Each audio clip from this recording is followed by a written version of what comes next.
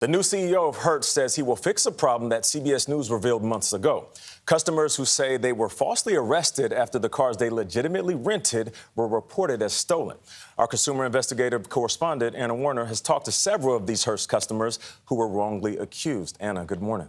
Good morning, Nate. You know, Hertz has been tight-lipped about these issues, but now, just days after U.S. senators started putting on the pressure, CEO Stephen Scherr says rectifying the situation is a priority.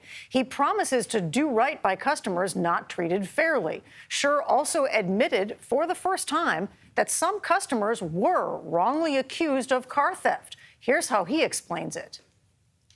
What played out here is we had cars that were stolen or allegedly stolen. We put a police report in. When that car was found, the report was rescinded. And unfortunately, in certain circumstances, when that car went out again, it wasn't, in fact, rescinded. And so the customer was accused. Scherr says Hertz has put new policies in place to address these problems. That's news. And also said he's confident the company will reach a settlement with customers who are suing Hertz in bankruptcy court.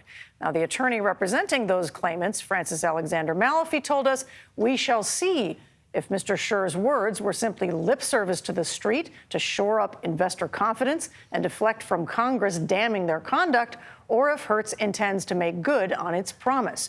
Scherr and Hertz still say this is not a systemic problem.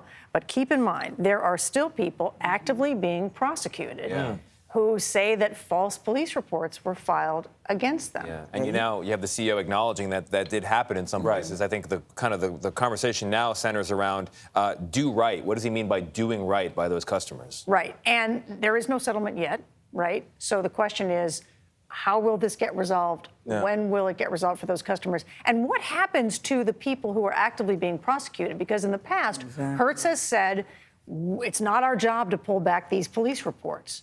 So what does that mean for the people who are still facing charges, including the guy who got off the cruise ship we featured a month or so ago, who's still facing charges, and other people we've And you've given such vivid examples, too, of people that have gotten into trouble.